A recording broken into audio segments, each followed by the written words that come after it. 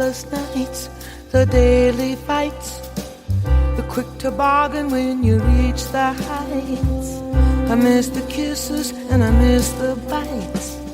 I wish I were in love again. The broken dates, the endless waits, the lovely loving and the hateful hate, the conversations with the flying plates. I wish I were in love again. No more pain, no more strain. Now I'm sane, but I'd rather be punched. Here's a trivia question that no one will get. And it is truly trivia. And that is, so that's Joni Mitchell singing. I think you know that wasn't the trivia question. That's Joni Mitchell singing. The orchestrations and arrangements and production were done by the brother of a person who ran for statewide office in Connecticut in 2000. That's the trivia question. See, can you come up with anything? That's the actually, that is the trivia question. Forget what I just said about Joni Mitchell and who her arranger on this was. Can you come up with anything is the trivia question. It also reflects this choice of music, and all the music that you'll hear today reflects my new status as an awkward jazz hipster. I was out at the Litchfield Jazz Festival over the past weekend. I was the host in Washington, Connecticut. And it was really fun. I had a really good time. I learned a lot. And I'll probably write about it. I don't know if I'll talk about it. But anyway, it's kind of influencing my mood today. My mood is good. My mood is fine. So it's Ask or Tell Me Anything. Let's go. It's 888-720-9677. 888-720-WNPR. We have something really exciting to begin the show. I can see this kicking off some fairly pointless arguments. But here we go. It's Bruce. Oh, Bruce, and he's in Weetog. Oh, Weetog, the 51st state of mind. Hi, Bruce. Hi, Colin. Hey, this might sound whimsical, but I think it also has serious undertones, which is how I'd like to get your advice on how to think about something I learned in my late 60s that apparently most people learn by the age of 8 or 10, which is how to properly load bread into a toaster. So since childhood, I've always put mine in portrait rather than landscape so that part of the bread sticks out above the top of the toaster, doesn't get toasted, but I can easily grab the bread when it's done. And one day, a couple of years ago, somebody looked at me and said, "What are you doing? Your toast has a farmer's tan." And I explained about the grabbing the bread at the end, and he said, "Well, you just push up on the bottom of the toasting knob, and the landscape toast will peek out above the toaster, and you can grab your beautifully fully toasted bread." And I said, "Well, how did I not know this?" So my question is, should I feel embarrassed or humiliated to have had this gap in basic knowledge, or should I celebrate being a lifelong learner or something else? First of all, I don't think toast should be a dividing line, right? I think toast should be a uniter. Toast should make us all come together. Now, having said that, Bruce, and even though you're from Weetog, a place of which I'm very fond, I'm kind of siding a little bit. I mean, I'm not siding with your friend who has tried to toast shame you, right? That your friend has tried to toast shame you. Right. And there's just no place for that. And I think, it's all love. So we don't want to do that. Now, I guess I just have a follow-up question, which is, so is there like a setting on your toaster where the bread sticks up a little bit more? Does your toaster have like a height setting? No, just have to push up on that knob. Although it's funny you bring that up because my daughter has a very fancy toaster, like a retro-looking metal toaster, and I put toast into that, and it only toasted on one side. And I thought, how can this expensive toaster only toast the bread on one side? And by the way, what's this extra button over here do? And of course, that was the one side, two side button. So I sort of struggled with toasters all along, I suppose. So that was a toaster that looked at toast from both sides now. Yeah, you probably bought a Joni Mitchell toaster, which is worth having. That's the weirdest thing you've said so far, that you had a toaster with a button where you could elect Where do you buy? You buy your toasters from like Buck Rogers or something? A toaster where you could choose whether to have merely one side toasting, or I mean, I can see the utility of it, right? Like maybe you put like a sliced bagel in there, and you really do only want the slice exposed part of the bagel toasting. You don't want the rounded side toasting. I'm not saying that it's folly, but it seems unusual to have a toaster. I really want to know where you're getting your toasters from. But well, that was my daughter's toaster. But now that I think about it, we could flip it on its side, and if only toast one side, you can make grilled cheese sandwiches in the toaster. Did your daughter ever date a space alien? I guess that's none of my business. But so I would say also this, that one way to sort of look at your problem, or one way to deal with your problem, actually one thing that exists in my happy household is we do have a set of wooden toast tongs. So they're I should be looking at Slack because Robin Doyen-Aiken, who's taking the calls here, she probably has all kinds of ideas about this. But so we have wooden toast tongs. So when it's time to get the toast out, and you're absolutely right that there are situations where the toast is barely grabbable, right? It's so far below sea level, that you almost have to send a team of divers in there with heat-resistant equipment on to get the toast out. So I feel you. But so we have wooden tongs with which we can remove toast. So you've graduated from tweezers on WTIC to tongs on public radio. That's why we need to pledge more money. Tongs, yeah, absolutely. First of all, we need a lot more tongs here at public radio. We don't have any, we need William Tong. We need all kinds of tongs. But yeah, so I don't know. This is the kind of thing that toast in general, I think, could set off kind of an argument here today. And I also feel like, here's an etiquette question, and I think it does affect Robin Doyen-Aiken. Let's say that, of course, you have the intensity setting on all toasters, even toasters that are not apparently made in Middle Earth, where you get your toasters. Even toasters that are not the Gandalf 3000 that you use, they have settings that would, reflect how toasty you want the toast to be, how light or how dark. It seems to me that one thing people should agree on to have a happy household, but probably never will agree on is, you shouldn't, like some people will come in and they'll make the toast dark and then they'll just leave it on the dark setting. And then you come in and you don't realize that someone has tampered with the darkness setting, and then you get black toast. And that's just sort of a toilet seat analog. It is kind of, it is, but it's not gendered. I don't think it's like something dudes do. All right. So anyway, there's now rioting in the streets out there. People are getting very upset about this whole toast thing. You've opened up the Pandora's toaster, and out is popping chaos. So we're going to take a follow-up call on that. But William from Middletown has a really good question. It's an excellent question, and it's something that I sort of have thought about a lot. But we'll get to you, William. Right now, Cheryl wants to follow up on some of the toast questions that are really kind of roiling through America right now. Are you there, Colin? Yes, and not only am I'm there, but you're here. Yes. Well, I'm just laughing because when your caller called in about the toast, he's talking about if it's horizontal or if it's vertical. Well, honey, it's all about the size that matters. Oh, you went toast, there. So I'm laughing my head off about it because it's the toast. It's the size of the bread. Oh no, you're saying that because he's got little dinky bread, little teeny tiny dinky bread, it doesn't protrude enough above the horizon.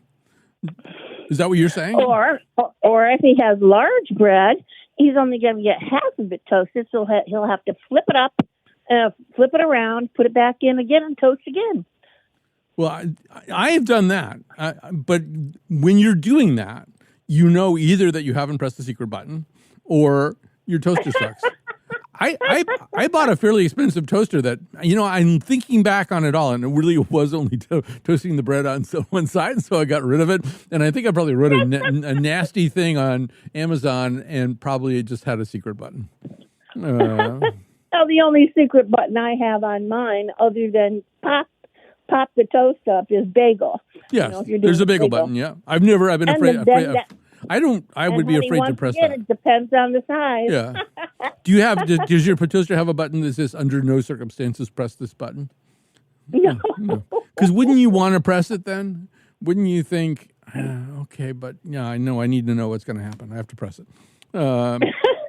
It's Pandora's jar all over again. All right, so well, once again, it's the size of the bread that counts. all right. I can't believe you went there, but there you go. Our number, not exclusively for toast-related questions, is 888-720-9677. 888-720-WNPR. Here's William in Middletown. Hi, William. Well, hi. I haven't called in a while, but I'm glad to be here. And I was telling Robin, it's Robin, right? Yeah. I had a question. I was listening to NPR not too long ago, and the news was, you're talking about the cutting of funds. I wish I could be whimsical again. Mm-hmm. I've lost my ability to be whimsical for now, anyway. What I hear on the radio, I wonder sometimes the delivery is so milquetoast. And I'm wondering, does anybody ever get mad on NPR? Do they ever express emotion? Hey, we got cut for a stupid reason. That they say that we're too left wing. I mean, I'd love to hear somebody say. Well, first of all, I don't want to try to get you listening to another public radio station, but I mean, for decades, Alan Chartock on WAMC, that's pretty much been his MO, particularly around fundraising. He'll go on. I mean, 15 years ago, he'd go on and go, "If you don't want this station to go off the air, I need $75,000 and pledges in the next 30 minutes." And just generally though, NPR is kind of not a Howard Beale moment place. I'm mad as hell, and I'm not going to take it anymore. And the vibe and the brand, certainly for the news anchors who are doing the reporting, is no emotion. And I think that's sort of good to have that kind of neutrality. Now, for hosts and maybe even correspondents, I think it's sort of looser. I think on the more emotive end of public radio host, I like it when Meghna Chakrabarti gets mad, which she does periodically. I always enjoy it because if she's really indignant about something, she does not hide it. I'm not sure. Here's what I would say is I think it would be inappropriate for us to get mad on the air about public radio cuts, because even though it is really something of a crossroads for us right now, right. It's not. There's a line that can't be crossed. I think also in the scheme of things, if you're going to get mad about that, and then I could name starvation in Gaza or whatever. Like you're mad because we lost $2 million here at this enterprise. But I mean, in the scheme of things, when you look at all the things that one could conceivably be outraged about, it seems a little self-serving to reserve one's anger for. Let somebody else get mad. I'm talking about the larger picture. Yeah. I was just saying that one issue, but because there's so much that the Gaza issue is just wearing on my head all the time. And a number of other things. I won't bore you with it. You know what they are. Yeah.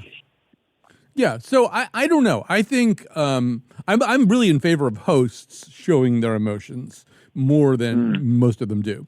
I think people want. First of all, people figure out your emotions whether you think you're exhibiting them or not. I've always been kind of amazed by that. Back when I started out in radio, back in commercial radio, people would have a sense of what my mood was or whether something was bothering me, whether I would have guessed that I would have been concealing that, but I was usually wrong. It's a very intimate form of communication. People can hear your voice, kind of focus on the sound of it. And they do dope out quite frequently, just, what kind of place you're in. So you might as well be honest about it. My whole theory about radio is, a lot of energy in radio, particularly in public radio, I would say, was put into concealing things in order to maintain decorum. Like when I first came here, people, if somebody needed to come into the studio for some reason or other to hand me a piece of paper or whatever, they would afterwards be so apologetic. Oh, I'm so sorry. I opened a door and tiptoed into your. I'm thinking, no, just come in. It's life. It's like anybody else's workplace. People come in, people go out. There's noise. Sometimes you get mad. Sometimes there's no air conditioning. Today might be one of those days. Just be real. Be real about how you're feeling, generally speaking. There's radio is such a powerful tool. Yeah. It really is. All right. So anyway, I mean, that's what I think. I think it's really good for hosts to be natural, to let the public hear who you are. But I think there's also a line, and it exists in different places for different hosts. Like, how much do you want to share how you feel about a specific issue? And I do think that for us to get super outraged about the clawback of all the Corporation for Public Broadcasting money seems a little like feathering our own nests, maybe at the expense of other nests. So here we go. We're going to move on here, but thanks so much. And here is I don't want to do the whole show about toast, but I also don't want to squelch any important toast information. So here's David in Colchester with possibly the latter. So hopefully this will be your last call on toast. But you didn't exactly give him a hard time, but I thought it kind of funny picking on him a little bit for not toasting his bread properly. But you obviously don't pay attention to your toaster ovens or toasters, because I have never owned a toaster that doesn't have a one-side setting, top brown setting, whatever it's called on different toasters, except for one cheap model that I bought for my kids for college. No, I'm totally prepared to believe. As I think I said, I may have mothballed a toaster after, a couple of months, and probably written a snarky comment about it on Amazon or someplace without understanding that there was a button I could have pushed. I guess I'm just surprised you haven't found it on more than one toaster, because I've never owned one without one.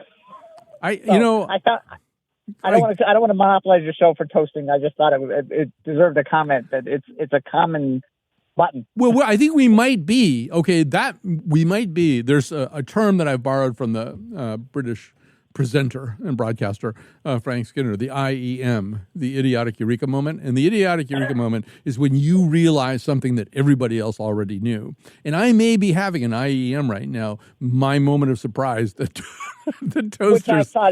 Which I thought was funny, came up because he had a eureka moment basically on how to position the bread properly. Right. So yeah, his eureka moment led to your eureka moment. We're all having, my biggest eureka moment of the last 12 months, IEM, idiotic eureka moment. This winter, I realized that mittens are warmer than gloves. all other things being equal, mittens are warmer than gloves. I'm 70 years old, and that had not really occurred to me. And I was just... You don't ski or snowboard or... No, I don't do that, but every single day, during the winter, every day I go out around 6:30 or 7 in the morning, more like 7, and I walk typically for at least 90 minutes with a bunch of other people and their dogs. And I was noticing that everybody else had mittens on really, really cold days, and I had gloves, and my hands were cold. And then I started putting the whole thing together and realizing that sometimes I would even do the thing where you kind of scooch your fingers out of the finger holes, and sort of make a little fat fist inside your glove. And I thought, well, I'm doing that to simulate the experience of wearing a mitten. Mittens must be warmer. But I think it's exciting to have IEMs. I think IEMs are good things, and we should relish them. First of all, there's something funny about just like not knowing. Oh, you know what a big IEM is for a lot of people. And I think it was a meteorologist who first pointed that. It might have been Ryan Hanrahan, could have been Garrett. I don't know. How can I put this? Okay, so you're driving a car and you're coming to a gas station and you're not sure which side the gas cap is on. There actually typically is somewhere on the dashboard, like on where the speedometer, all that kind of stuff is. There's a little arrow that tells you. Almost every car has one. I mean, it doesn't it's not like circled with here's where the gas. I mean, there's just a little arrow with no comment made about what it means.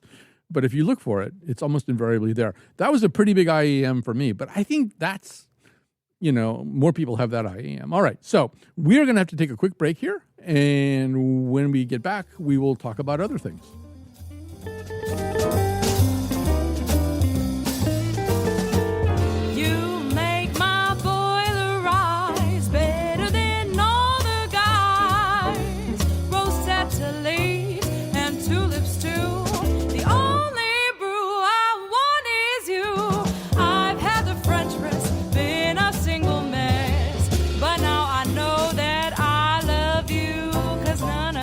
Joe's come close to you.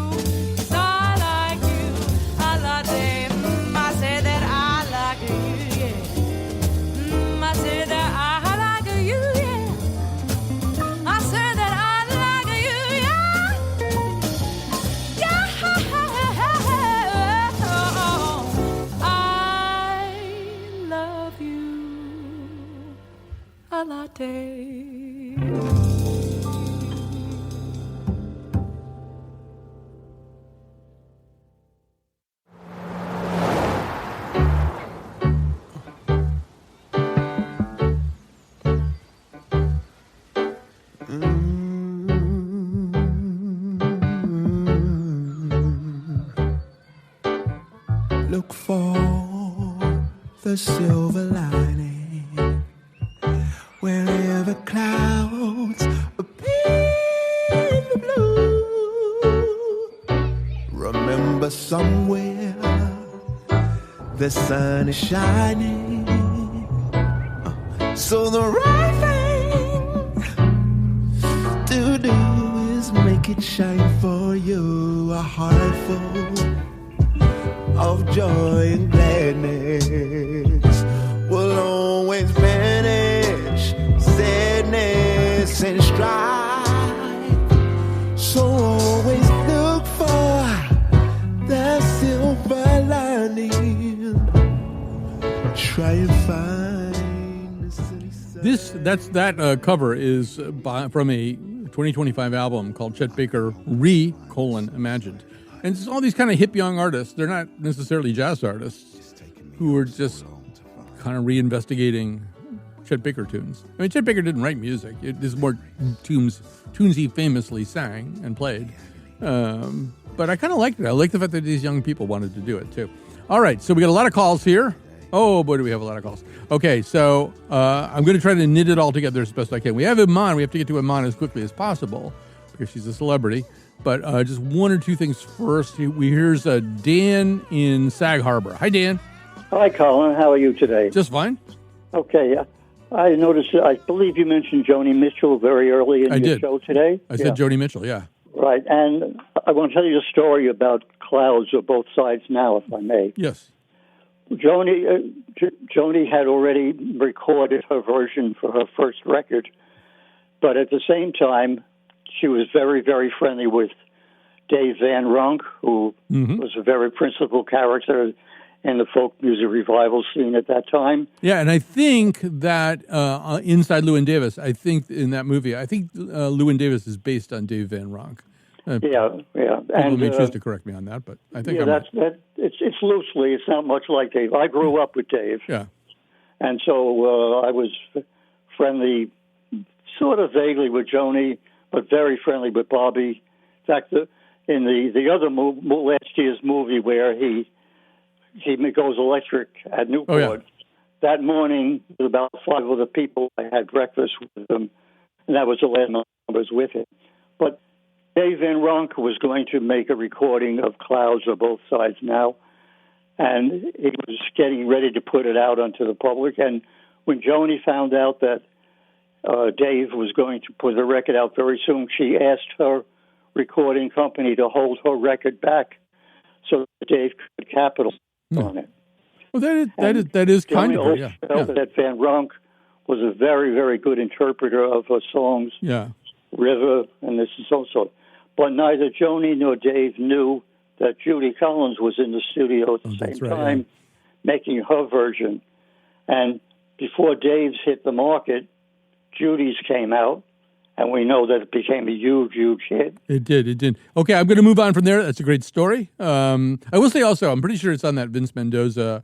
Oh, I shouldn't have said Vince Mendoza because that was the quiz. But on that Vince Mendoza produced Joni Mitchell album with some of the standards like I Wish I Were in Love Again. I believe that's where you hear the version of Clouds of Both Sides Now that was used in Love Actually, the smokier, older, throatier version of that song. All right, so we're going to move on from there. Okay, we can circle back to James. We need to go to Iman. She's very busy. She could hang up at any second. We can't take that risk.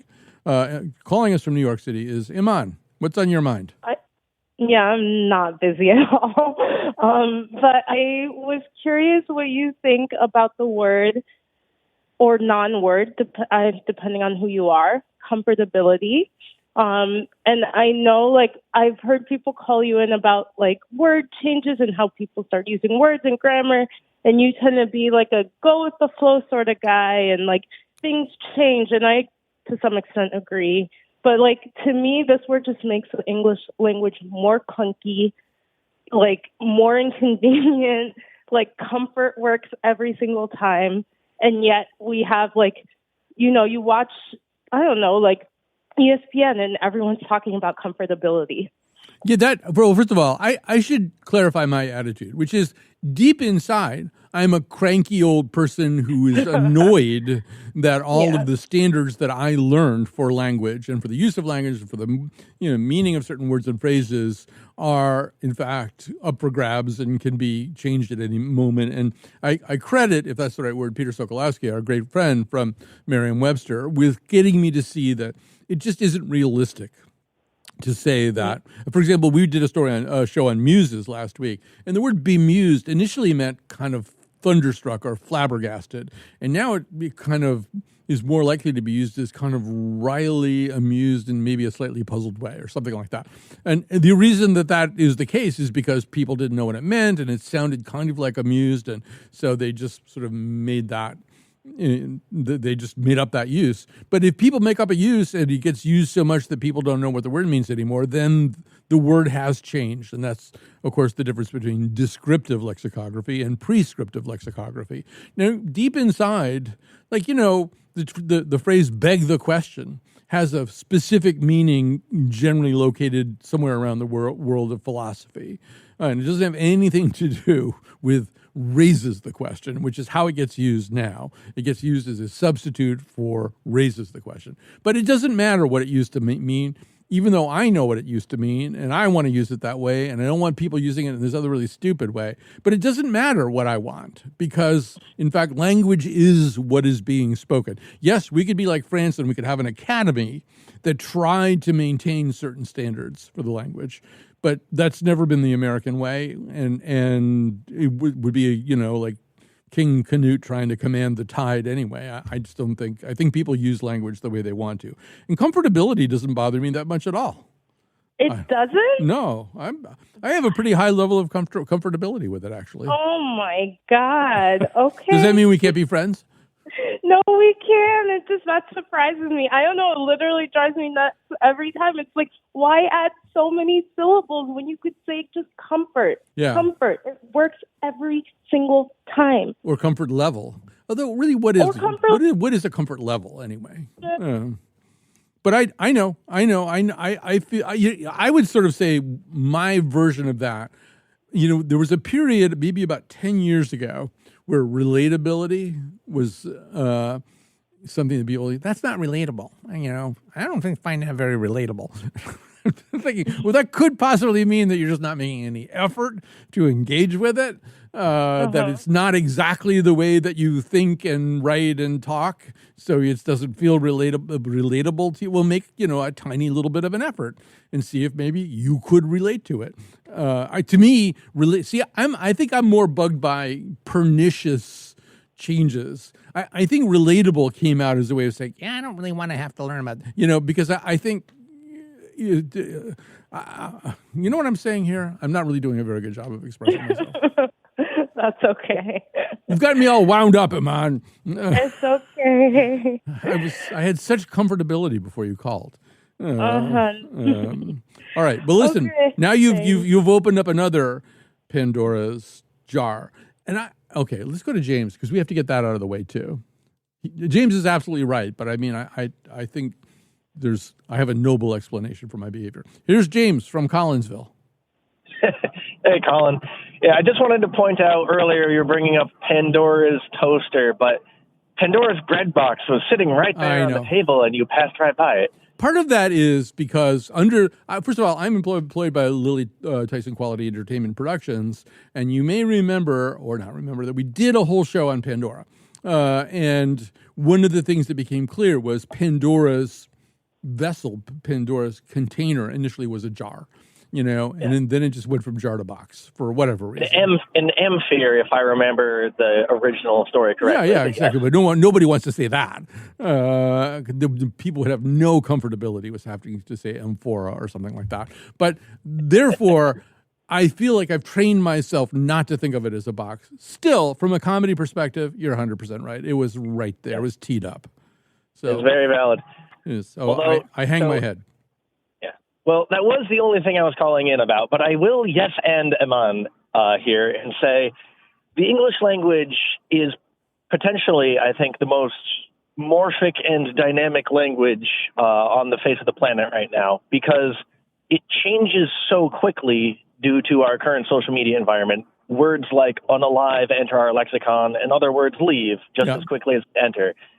English is well known for nouning verbs and verbing nouns, and it's insane and kind of funny that I can say that sentence and have it make sense, but I'll just let you tie on to that, and I'll... Yeah, well, you might have read the piece. The fact that you're even saying this suggests to me you might have read the piece of the Times this Sunday. It was in the Sunday Style section, and had that guy. He's like a 24-year-old graduate student, but he really has become a leader in trying to help people understand, particularly algo speak. You know, that the degree to which now, because people do so much communication in digital environments, and that communication then gets kind of roiled up and made more viral in some cases through engagement, that he thinks the language is changing even faster. And Unalive would, in fact, be a pretty good example of that. But I think I just have to say skibbity toilet. It's been lovely talking to you. And no, I mean, the language is changing. And whether crusty old people like me want it to change or to stay the same is completely irrelevant. I think what's a little alarming, reading the piece in the Times, it reminded me that we're coming close to a point where we won't all speak the same language. Now, arguably, that's always been the case, or has been the case for all of modernity. I mean, if you think back to not so much beatniks, but the mass media stereotype of beatniks, which was, of course, Maynard G. Krebs on the Dobie Gillis show. But beatniks, like they talk differently, right? And then hippies came along and they talk differently.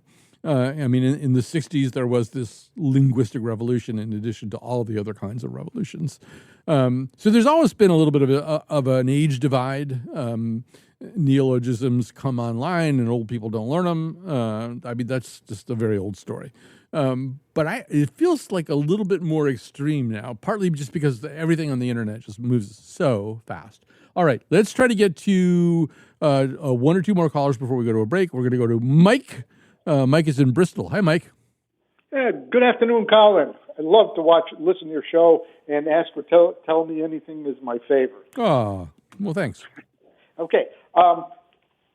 This is just a small thing, but it's a peeve. It's a pet peeve to me. Okay. I'm a little bit older than you are, and I don't remember everything politically that goes between one country or another being labeled a deal. Everything is a deal. Didn't it used to be an agreement? Yeah, but I mean, there's one person responsible for this, yes, right? Absolutely, absolutely. Is he changing our ability to speak in terms that people understand? Well, no, I think that's a very specific one, and obviously he didn't put out a book called The Art of the Agreement, and I think, but also he is describing pretty accurately what he does. What he does is, what he did over the weekend in Scotland is not really how presidents and their emissaries and proxies have tended to, communicate with the rest of the world, which is, he goes in and goes, you know what? The tariff's going to be 20 kabillion%. And then they get all freaked out. And then he goes, all right, 15%. All right. He lived with 15%, which is probably how he's been running his crappy businesses for his entire life. I understand. That's the way he thinks. But it just seems to me that, the media just falls in step with everything is a deal. But I think what's happening right now right now in the EU, Keir Starmer and all these people, they're all sitting around in Macron, they're going, oh, we fell for it. He said 20 kabillion%, and we flipped out, and then we agreed to 15, which is way higher than what we used to have. He got us. But that you can only do that, once or twice with people, I think, anyway. Fool me once, shame on you. Fool me twice, shame on me. And there might be some third-time extension of that maxim. I don't know what it is. But I just don't see that as a durable strategy. I think people are going to get wise to it pretty quickly, and they won't get fooled again. All right. Here's Eric. Eric from Cheshire, and then we're going to grab a break after this. Hi, Eric. Hey, Colin. I'm calling because the Connecticut Agricultural Experiment Station, according to its website, is holding its annual Plant Science Day event on August 6th at the Lockwood Farm at 890 Evergreen Road in Hamden with presentations, displays, and demonstrations concerning some of the research projects that they're working on. And several years ago, back during the 90s, I had a wonderful summer work experience and very highly educational one in the station's entomology department. Oh, Gail Ridge, was she there when you were there? This was way back in the 90s. Okay. Well, Ted Andriotti was there. He specialized in mosquitoes, and let's see, there was John Anderson, who was the head of the department. I was doing some work under the late Mark McClure. So what were you studying? What was your work? Well, I was assisting with research regarding red pine scale, which involved collecting red pine twig samples, I think from Old Lyme, Connecticut. The hemlock adelgid, which infests eastern hemlock trees, and especially the new growth where you see these little cottony like spots, and also a disease, the role of tiny bullet-shaped insects called leafhoppers. Leafhoppers. Yeah. With the spread of an infection in peach trees, which back during that time was called peach X disease. Peach X disease. All right, or not to be confused with peach ecstasy. All right, so we are going to have to take a quick break. Eric, I would have you continue, but I'm getting a signal from Lily Tyson. She has a hostage and a crossbow. We have to go to a break. Des croissants de soleil pour déjeuner, à la saveur du miel et de rosée, sur un plateau de drap et d'oreiller qui fait rêver. J'inventerai des recettes de bonheur à volonté sur une musique venue d'un ciel de mai que tu ne voudras plus jamais quitter sans regretter, sans regretter.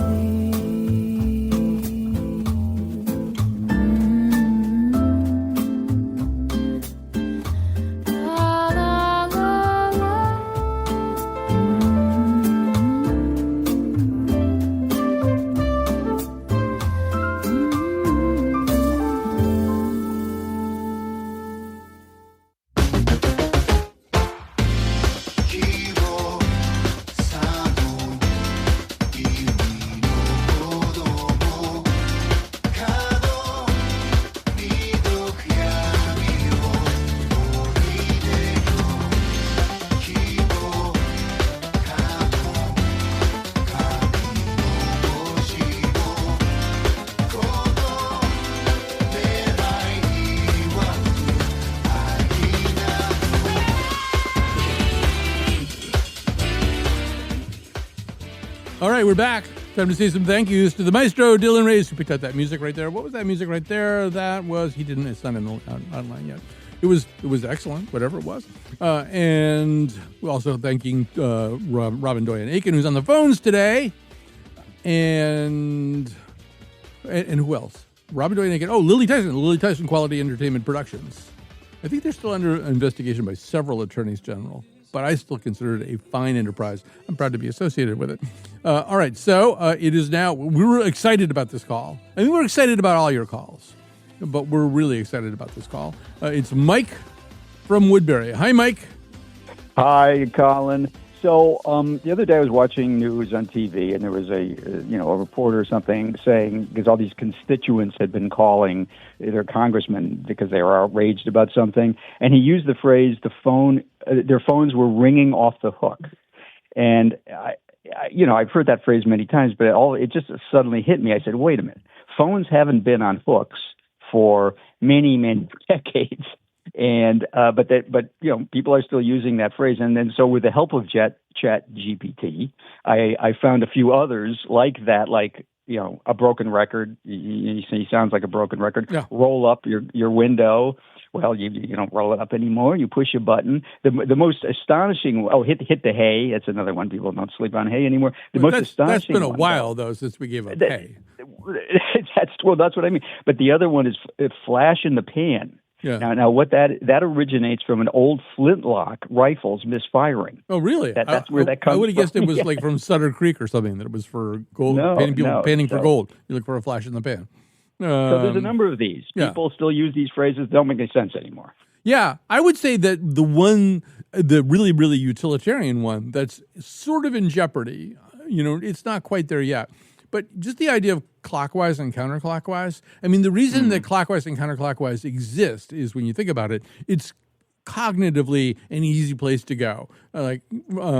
For example, I go to the park every day, and sometimes if I run into somebody else and I'm looking for another group of people, the person will say, okay, we'll go in a counterclockwise direction because they're going clockwise, and you'll meet them that way. And so then I just sort of mentally, flatten out the park in my mind and go to an overhead view, and I understand what counterclockwise means. But that means clockwise has to be very available to you at a kind of an intuitive level. And I'm thinking about all the people who have looked at very, very few, dial clocks or rotary clocks or whatever the hell they're called. And they got to be fewer and fewer with each passing generation. So, and Lily Tyson is also suggesting that a penny for your thoughts will be gone soon. That's true. And all that kind of stuff. So yeah, I think it's a really. The other thing. Yeah, go ahead. The other thing about clocks is that sometimes when you're somebody my age and your age also, these cognitive tests sometimes that they give you, they ask you to draw the dial and say quarter of 3, and you're supposed to do it. So I mean, you're still supposed to remember what a clock face looks like. Right, and I think if you took a red marker and just wrote 2:45, you'd be within your rights. You could say to the neurologist, I know what you're asking for, but do you have any idea how remote it is? All right, so this is, if we were right at the start of the show, it would be a great jumping off place. We're somewhat near the end of the show. If anybody has another idea of one of these expressions that really relies on a mental image that doesn't exist for many people anymore, 888-720-9677, but you better call quick, 888-720-WNPR. And you better not cry. You better not pout. I'm going to go over to Robin right now. Robin is calling from a location somewhere in New York. Hi, Robin. Well, hello, Colin. The reason I'm calling is to let you know that I am even more conservative regarding language than you are. Mm-hmm. When I hear a grammatical error, I change the station or turn off the radio. For example, ATM machine. Some people don't seem to know what the M stands for. Yes, it's machine, so it's redundant. To use the ATM machine, Robin, you have to know your PIN number. Yeah, same thing, right? Yeah. Very good, very good. Hey, by the way, did anyone ever tell you that you talk quickly? Yeah, people have mentioned that. Yeah. Do I talk too quickly? So, well, it's sometimes an exertion, a mental exertion, to be able to follow it all, because I have to, I don't know how to say this, I have to slow it down in my mind to know what the words are. Yeah. Well, anyway, so it doesn't make any difference, because the minute I make a grammatical mistake, you're going to turn off the show anyway. Why should I even try? Oh, right? God. Oh man, touche. If I make talk not so good, if I make grammar mistake, I probably you turn me off, right? Okay. I just want to say one more thing. I'd like you to send me an autographed picture of you taken by a paparazzi. Not because paparazzi is plural and paparazzo. Yeah. There you go. There you go. I don't really my picture doesn't get taken by paparazzis of any type. Anyway, we're almost near the end of the show. But if anybody wants to call in, we could probably squeeze one more call in. 888-720-9677. 888-720-WNPR. I do think that in terms of language, the right space is in fact some kind of comfortable medium, a happy medium. Do people even say that anymore? A happy medium? language will change. It does change, and non-standard uses of language eventually become standard uses. Also, as we incorporate different groups into our language, new arrivals. Like the term vernacular actually refers to the language of change, the language of slaves in antiquity, because in fact slaves brought their culture with them, and they brought their language with them, and then that got incorporated into the dominant culture. And you just sort of have to kind of face that fact that language actually gets, I think, enriched. It's like a garden. If you plant a whole bunch of different flowers in a lot of different colors, you've got a better garden than if you just plant, an acre of lavender. Although an acre of lavender sounds kind of nice. That wasn't a good example. But you know what I'm saying. The garden becomes more exciting as new varietals get in there. And that's how language is going to be, whether we want it to or not. But I think identifying it as a kind of hybrid vigor, that, new ways of thinking, new ways of talking are coming in. What's scary to me is that digital culture is different. Digital culture just moves faster than human thought does. And I'm wondering whether we can keep up. All right, we have time for one more call. It turns out it's going to be from Kevin in Hartford. Hi, Kevin. Hey, how you doing, Colin? Just fine. All right. So I got a story to tell you. Okay. And it's a little convoluted, so just be patient. You got 60 seconds. Okay. I moved to Connecticut in 1996, and the first thing I did was I reached out to play Ultimate. And one of the first persons I met was Dan Haar. Yeah. Okay. So I knew him from playing Ultimate, but then I heard him on the radio one day, and I'm like, that's Dan. Yeah. And it was just kind of like out of context. But it was like, okay, well, Dan, I know he's in the news, and, so anyway, I told him I heard him on the radio. We had a good laugh. So a couple years later, I'm driving to work, and I hear you on the radio during a pledge drive talking about Dan Haar. Yeah. And how you like Dan Haar because he was a donor. So I got to work, and I'm like, there's no way that Colin's going to like Dan Haar more than he likes me. Yeah. So I went in, and I made a donation to the radio station. I already like you more than I like Dan Haar. Okay. And there is no context for Dan Haar either. There's just, the idea that there could be a context in which Danny could sit comfortably is something I object to as well. All right, we're going to have to go. We're going to have to go say goodbye for the day. But we do thank you for listening to the radio.